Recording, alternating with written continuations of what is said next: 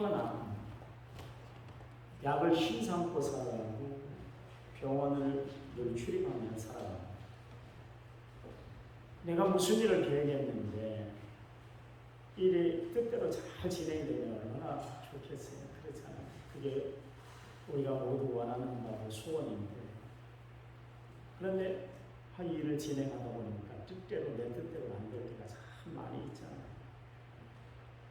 그래서 어떻게 난관에 부딪히게 사업을 진행하는데 좋은 아이템이 떠올라서 그 사업을 진행하는데 분명히 잘 될 줄 알았는데 갑자기 앞뒤가 꽉 막혀버리는 거예요. 누구도 도와주는 사람이 없습니다. 오히려 사람들이 배신하고 속을 썩입니다. 정말 힘들겠어요. 그런 일들이 우리에게 다가올 때가 있습니다. 그때를 표현하는 단어 중에 하나가 뭐냐면 진퇴이고 진퇴양난에 빠졌다. 그렇게 이야기합니다. 영어로는 앞뒤 전으로 아무것도 할 수가 없은 그런 상황에 빠졌다 그래서 딜레마에 빠졌다. 그렇게 이야기하고 있습니다. 내가 더 이상 어떻게 용신할 수 없는 그런 상황에 처하게 되는 것이죠. 그때 내 마음에 나타나는 심리적인 현상이 뭐냐면 낙심이 찾아와 인생의 허무함을 느끼기 시작하게 되는 것이죠. 솔로몬이 헛되고 헛되니 모든 것이 헛되다. 그렇게 이야기한 것처럼 맞아. 솔로몬도 헛되다 그랬는데 내 인생도 마찬가지로 헛되구나. 그런 고백을 할 때가 있습니다. 또한 낙심천만에 할 때가 있어요. 근데 여러분 이런 것은 세상을 살아가면서만 있는 것이 아니라 목회를 하는 목회자에게도 딜레마에 빠질 때가 있어요. 그것은 목양을 열심히 이룬다고 했는데 열매가 없을 때, 교회가 부흥되지 않을 때, 계획한 일들이 뜻대로 이루어지지 않을 때, 그때 목회의 딜레마, 공경에 처할 때가 있어요. 그런데 성경을 살펴보니까 예수님도 주의 사역을 감당하시면서 딜레마에 빠진 적이 있으시더라고요. 예수님 제자들을 3년 동안 그렇게 데리고 다니면서 트레이닝을 시키고 또 말씀 교육을 시키고 또 기도도 함께 했는데도 불구하고 정말 그들의 능력을 발휘해야 할 그때 능력을 발휘하지 못하고 어려운 공경에 처해 있는 모습을 보고 예수님이 머리끝까지 화가 나셨어요. 그래서 마태복음 17장 17절 말씀에서 뭐라고 했냐면 내가 얼마나 너희와 함께 있으며 얼마나 너희에게 참아야 되겠느냐. 예수님이 그렇게 말씀하신 적이 있어요. 그들이 도대체 믿음의 역사를 보이지 못하는 거예요. 그러니까 예수님이 화가 머리끝까지 나셨어요. 너희들은 언제까지 내가 너희와 함께 있어야 되고 너희들에게 언제까지 내가 능력을 보여줘야 그래야 내가 하나님의 제자, 예수님의 제자로 삶을 살아갈 수 있겠어. 그렇게 말씀을 던진 거예요. 여러분 농사를 뼈 빠지게 지었는데 결실이 없다. 얼마나 허망하겠어요. 마찬가지예요. 기도를 열심히 했는데 기도의 응답이 베풀어지질 않습니다. 열심히 교육시킨다고 교육시켰는데 도대체 변화가 되질 않아요. 힘쓰고 애썼는데도 불구하고 결실이 없을 때 사람들은 그때에 공경에 처하게 되고 딜레마에 빠지게 되는 것입니다. 그런데 성경의 사람들은 한결같이 딜레마에 빠졌던 사람들이었던 것을 알 수가 있습니다. 야곱, 하나님이 그를 이스라엘로 들어 쓰시기 위해서 그에게 진퇴양난의 기로를 딱 허락하셨어요. 딜레마에 빠지게 만들었다. 그런 이야기죠.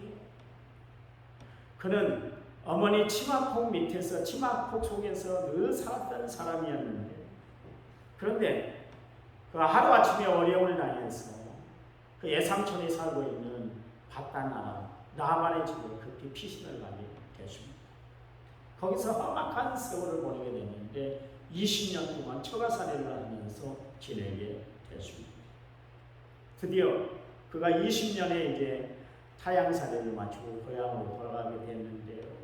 마침 에서가 400명의 군사를 거느리고 에서가 야곱을 맞으러 나오고 20년 동안 그 한풀이를 끝내 풀지를 않고 이제 만나면 야곱을 죽이겠다고 그렇게 에서가 야곱에게 다가왔단 말이죠. 완전히 야곱은 딜레마에 빠지고 말았습니다. 공경에 처하고 말았던 것을 알수가 있습니다. 그 저녁 그가 약국 강가에서 하나님의 천사와 씨름을 했습니다. 그래서 그때 하나님의 천사가 도저히 야곱을 이기지 못해서 그의 한도뼈를 유골을 시켰어요. 그리고 놓아주죠. 그리고 그에게 야곱, 속이는 자의 제이콥, 야곱이라는 이름 대신에 그는 이기는 자의 뜻이라는 이스라엘로 명명을 해주게 됐습니다. 여러분, 그리고 그가 아침을 맞게 됐는데 분이엘의 영광이 그에게 함께 된 것을 알 수가 있습니다. 분이엘이 뭡니까? 하나님의 얼굴을 뵙는 것, 그것이 분이엘이에요. 여러분, 그 저녁에 고난과 깊이 싸웠더니 하나님께서 그에게 영광의 아침을 맞게 했는데 분이엘의 아침을 맞게 했다, 그런 이야기. 야곱에게 있어서 인생의 딜레마는 오히려 하나님의 은혜를 체험하는 기회가 되었던 것을 알 수가 있습니다. 야곱의 아들 요셉을 우리가 잘 압니다. 아버지 야곱의 특별한 사랑을 받고 살았던 아들이 그 12아들 중에 가장 큰 사랑을 받았던 사람이 요셉이었어요. 그런데 그가 늘 사랑을 받는 것 때문에 형들의 시기를 쫓아내야 했어요. 한참 형들이 그를 시기하고 안 좋게 보고 있는데 하루는 꿈이야기를 통해서 그냥 형들의 마음속에 기름을 붓고 말았습니다. 형들의 진노가 하늘 끝까지 차올랐어요. 그래서 결국 어떻게 됩니까? 그가 미디안 상인에 의해서 애굽의 종으로 팔려갔죠. 마침 끌려간 팔려간 곳이 어디였냐면 애굽의 시위대장이었던 보디발의 집으로 팔려가게 됐습니다. 그런데 보세요. 그가 하나님의 은혜와 승리 가운데 열심히 일했더니 그가 하는 모든 일을 보고 보디발이 요셉을 가정총으로 세웠던 것을 알 수가 있습니다. 그런데 이제 형통한 일이 열릴 줄 알았더니 어느 날 그 여주인이 이 요셉에게 다가가서 유혹을 하는 거예요. 이 요셉이 그 창을 뿌리치는 것 때문에 결국 그가 감옥에 갇히고 말았던 것을 알 수가 있습니다. 얼마나 원통하겠어요. 자신의 의지하고는 자신의 결백하고는 전혀 상관없이 어려움을 당하게 됐으니 얼마나 견디기 힘든 고통이었겠어요. 엎친 데 겹친 격이 바로 요셉이 당한 고난이었습니다. 만약 일반 사람들이었다면 인생을 포기하고 말았을 거예요. 그런데 요셉은 감옥에 갇힌 일 때문에 오히려 화가 변하여 복이 되었다. 전화위복의 계기가 되었다. 그런 이야기입니다. 그래서 그가 바로 앞에 서게 되었고 애굽의 총리 대신이 되었고 그의 백성 이스라엘 백성들을 구원하는 일에 가장 앞장서는 그런 유용한 도구로 사용되게 되었던 것을 알 수가 있습니다. 그러니 여러분, 하나님을 믿는 우리에게 다가오는 고난은 다 나쁜 것이 아니에요. 우리는 예수를 믿으면서 착각할 때가 참 많은데 예수를 믿으면 늘 형통해야 될 것만 우리는 생각하기 때문에 예수를 믿다가 고난이 다가오고 시련이 다가오면 예수를 잘못 믿어서 하나님이 나를 사랑하지 않아서 하나님이 나에게 관심이 없어서 이런 고난, 고통, 시련을 당하고 살아가는가 보다 그렇게 생각할 때가 참 많은데요. 그렇지 않습니다. 하나님의 사람들은 하나님이 쓰시기 위해서 한결같이 그들에게 허락하셨던 시험 문제가 하나 있는데 그것은 고난의 문제였습니다. 그 고난의 문제를 어떻게 잘 풀이하느냐에 따라서 그 사람이 하나님 앞에 위대하게 쓰임받았던 것을 알 수가 있어요. 그러니 고난은 다 나쁜 것이 아니에요. 하나님은 그 고난을 통해서 나를 들어서 사용하시고 하나님은 그 고난을 통해서 나로 하여금 하나님만 바라보는 신앙을 갖게 만들기 때문에 그렇습니다. 여러분, 우리가 믿는 하나님, 그 하나님은 어떤 하나님이요? 합력하여 선을 이루시는 하나님인 줄 믿으시기 바랍니다. 오늘 하나님이 여러분과 함께 하시는 줄 믿으시기 바랍니다. 로마서 8장 28절 말씀에 하나님을 사랑하는 자 그 뜻대로 부르심을 얻는 자들에게는 모든 것이 합력하여 선을 이루어 주신다 그랬어요. 여러분, 하나님은 그의 자녀들에게 고난 속에서도 선을 이루시기 위해서 역사하시는 하나님이에요. 선한 길로 인도하시는 하나님이세요. 종국은 승리하도록 역사하시는 하나님인 줄 아시기 바랍니다. 에레미야가 위기 가운데 처했어요. 하나님의 일들을 감당한다는데 열매가 보이질 않는 거예요. 그때 하나님, 나는 하나님만 바라보겠습니다 그랬어요. 에레미야가 왜 하나님을 바라본다 그랬어요? 그것은 다른 거 아니에요. 하나님은 선하신 하나님이시기 때문에 그러십니다 그랬어요. 하나님은 자기를 악의 구렁텅이에 넣는 하나님이 아니라 올무에 처하게 하시는 하나님이 아니라 선하신 하나님이라는 것을 분명히 알았기 때문에 나는 하나님만 바라봅니다 그랬어요. 그가 하나님의 일을 감당하는데 얼마나 어려운 일들이 많았습니까? 그럴 때마다 에레미야는 하나님을 바라보고 그 고난과 역경, 시련을 이겨낼 수가 있었어요. 흔히 사람들이 에레미야는 비운의 선지자다 그렇게 이야기합니다. 얼마나 힘들었으면 매일매일 주의 사역을 감당하면서 눈물을 흘리지 않으면 하루를 보낼 수 없었던 사람이 바로 에레미야였어요. 그가 사역의 딜레마에 빠졌는데 하나님은 백성들에게 가서 하나님이 심판하신다 이 말씀을 전하라는 거예요. 그러면 에레미야가 그 하나님의 말씀을 받아서 이스라엘 백성들에게 하나님이 여러분을 심판하시니까 정신을 바짝 차리고 정말 신앙생활 바로 해야 됩니다. 우리는 애국을 의지하는 것이 아니라 하나님을 의지하며 살아야 할 주의 백성들입니다. 제발 정신 차리십시오. 그렇게 이야기하면 이 백성들이 에레미야의 말을 듣질 않는 거예요. 듣질 않아요. 도대체 듣질 않아요. 그러니 하나님의 말씀과 이스라엘 백성들 그 둘 사이에서 에레미야가 너무나 힘든 거예요. 그래서 에레미야가 주의 사역을 감당할 때마다 그에게 떠올랐던 단어가 뭐냐면 아마 복이라는 단어였을 거예요. 그때 하나님이 에레미야에게 나타나 주신 말씀이 있는데요. 그게 에레미야 33장 1절에 3절 말씀이에요. 에레미야가 아직 시의 뜰에 갇혀 있을 때 여호와의 말씀이 그에게 두 번째로 임하니라.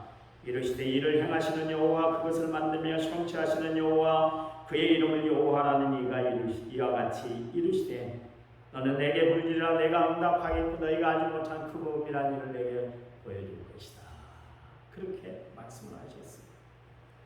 여러분 주의 사역을 감당하다가 지쳐 쓰러져 있을 때 그때 에레미야를 다시 일으켜 주셨던 그 힘은 하나님의 말씀, 위로의 말씀이었어요. 이 하나님의 말씀이 주어질 때 에레미야는 다시 일어나 제기할 수 있었습니다. 여러분 우리에게 위기가 다가오는 것은요 우리의 영적인 실력이 드러나는 시간이에요. 평안할 때는 다 예수 잘 믿어요.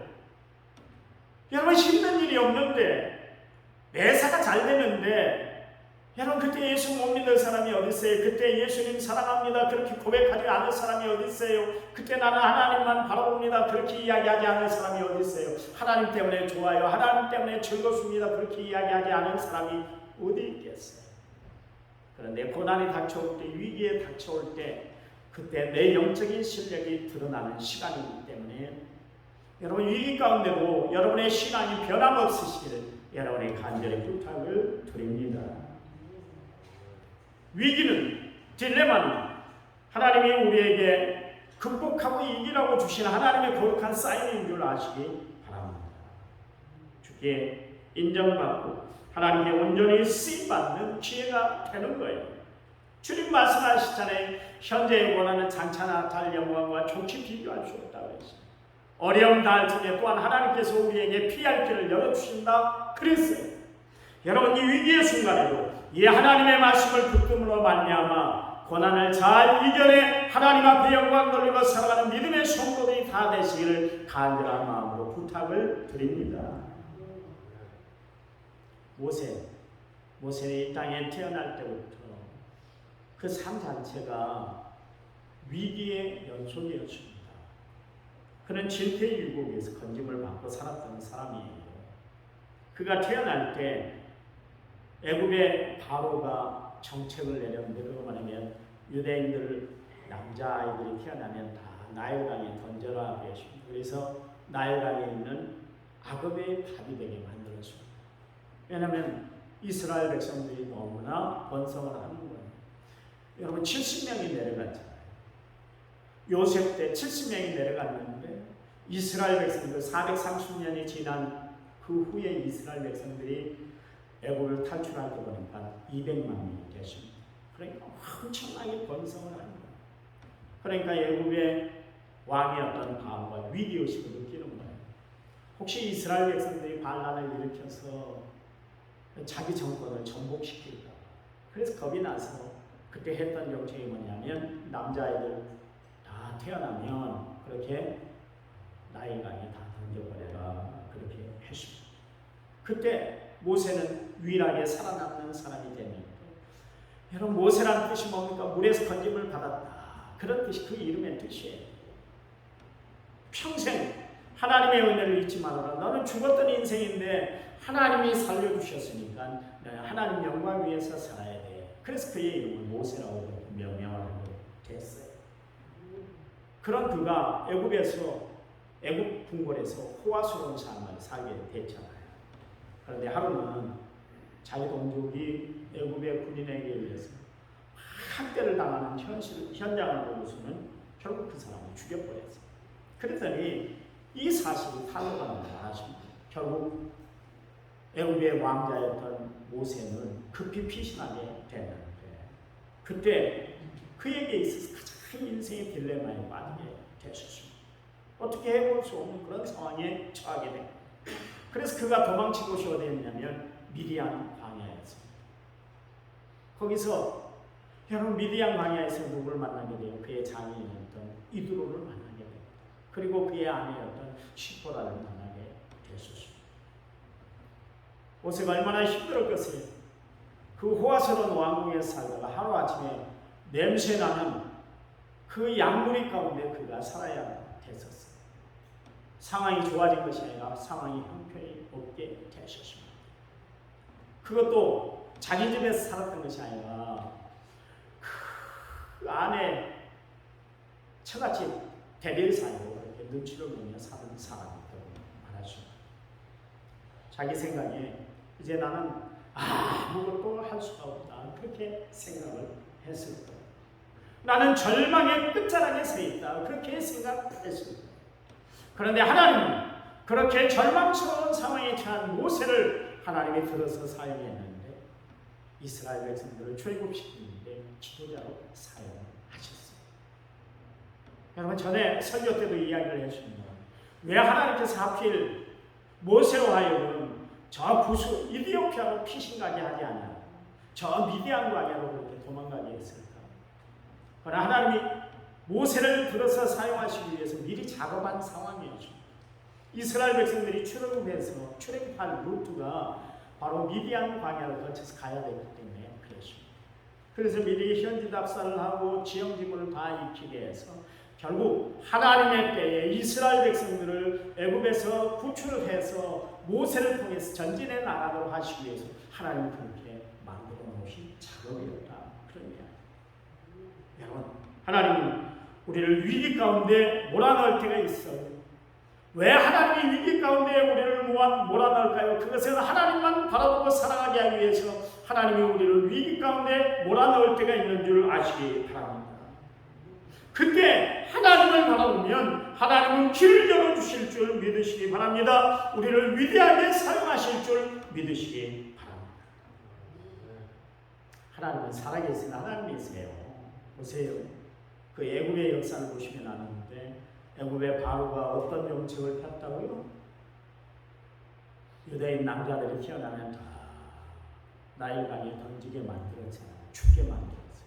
그랬더니 자기가 죽게 되잖아요. 어떻게 됐어요? 이스라엘 백성들이 출애굽했는데 결국 여러분 홍해바다 앞에 다다르게 됐잖아요. 이스라엘 백성들이 죽겠다고 난리를 피울 때 하나님의 역사로 홍해바다 길이 열린 줄 믿으시기 바랍니다. 그때 뒤따라왔던 애국군들은 어떻게 됐어요? 홍해바다로 그들도 마찬가지로 들어왔는데 하나님이 그 물을 합침으로 말미암아 물속에서 죽게 만들었어요. 다 수장시켜버렸어요. 여러분 사람이 무엇으로 심든지 그대로 거두는 거예요. 여러분 악을 심으면 안 돼요. 왜냐하면 악한 열매를 거두기 때문에 그렇습니다. 예수 믿는 사람들은 날마다 선한 것을 심고 살아가는 성도들이 되시기 바랍니다. 아름다운 것을 심고 살아가시기 바랍니다. 그래서 마지막 때 거둘 것이 많은 성도들이 되시기를 간절히 부탁을 부탁을 드립니다.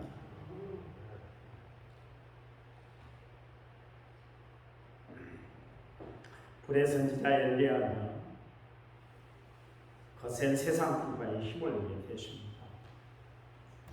그가 갈멜산 정상에서 바알과 아세라 선지자들 850명과 누가 참신인가, 하나님이 참신인가, 너희들이 섬기는 신이 참신인가 한번 대결을 하자 그랬어요. 그런데 보기 좋게 엘리야가 이겼잖아요.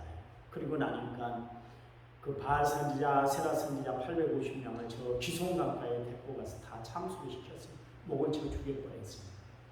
그랬더니 바알과 아세라를 섬기는 그 이세벨 여왕이 화가 머리끝까지 나십니다. 그래서 엘리야를 죽이겠다고 울음장을 나십니다. 그때 천하의 엘리야는 간이 코가 나.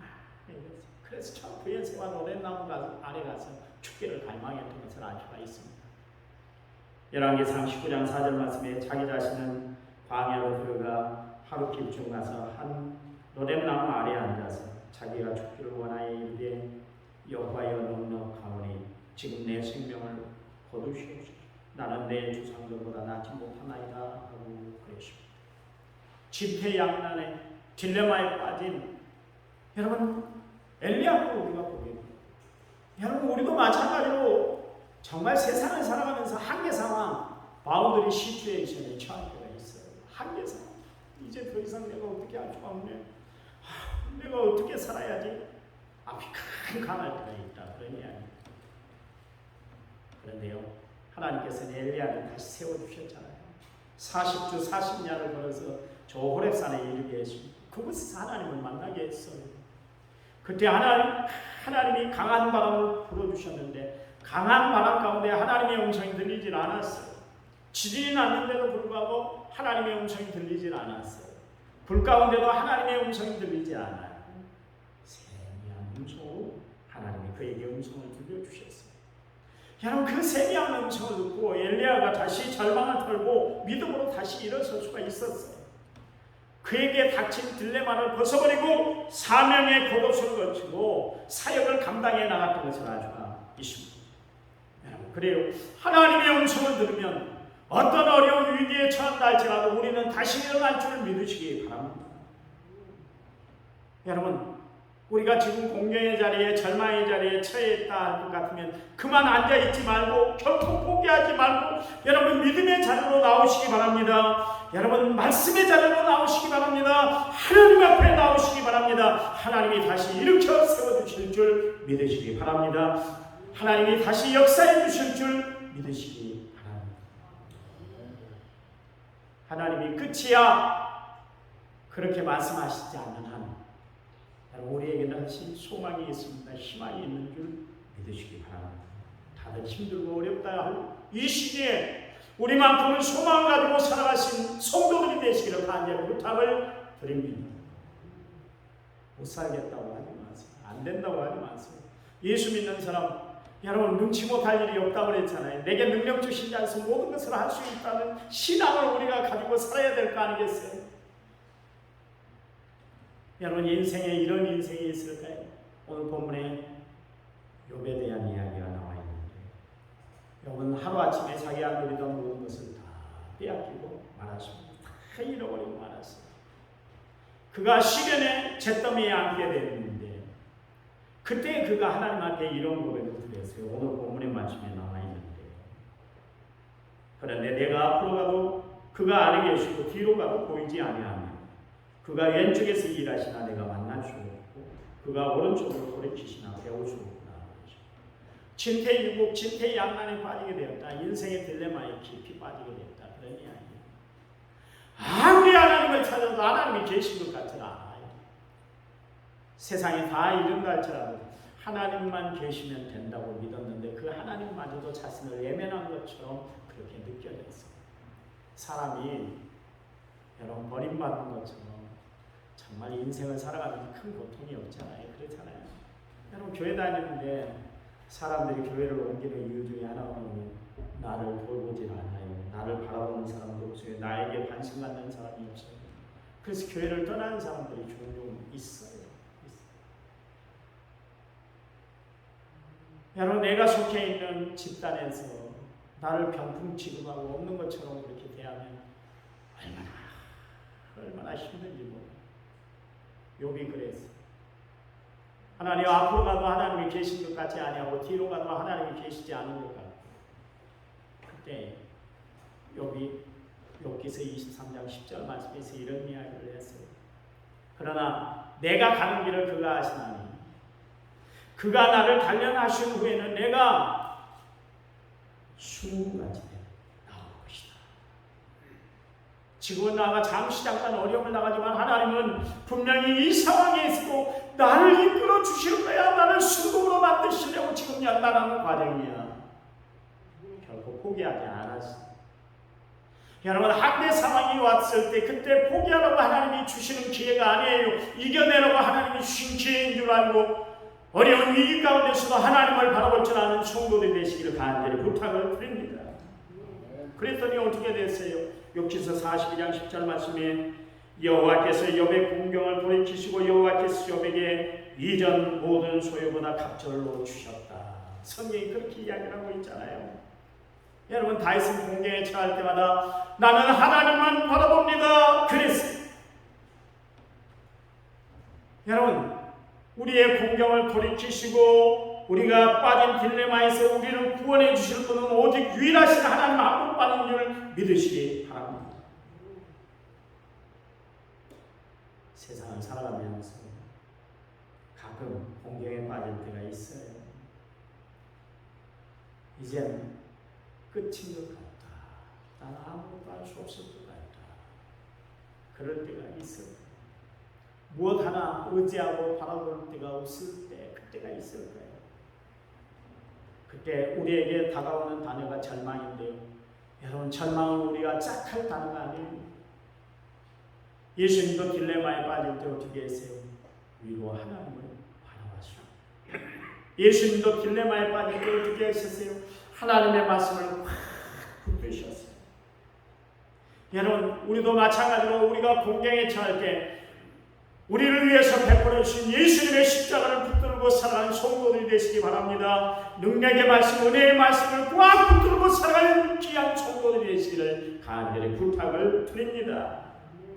그래서 승리하는 믿음의 삶을 살아가는 은혜의 성도들이 다 되시기를 주님의 이름으로 부탁을 드립니다. 한 주간 동안 승리하세요. 말씀으로 승리하세요. 하나님이 이겨내게 하실 거예요. 지금 어려워요. 나만 어려운 것이 아니잖아요. 전 국민이 다 세계 모든 사람들이 다 다가오고 있는 어려움이에요. 왜 이 어려움을 주셨을까요? 하나님이 이겨내라고 우리에게 어려움을 주십니다. 조금만 더 참고 인내하며 하나님의 때를 바라보고 살아가는 믿음의 성도들이 다 되시길 간절한 마음으로 부탁을 드립니다. 하나님 감사합니다. 주님을 바라보도록 바로 의지하시고 하나님을 의지하도록 의지하게 하시니 감사합니다. 마지막 때 우리가 세상 바라보고 살아가는 자들이 아니라 하나님 바라보고 위로부터 내려주시는 하나님의 능력으로 늘 승리하며 이겨내고 살아가는 저희들 되도록 도와주시옵소서.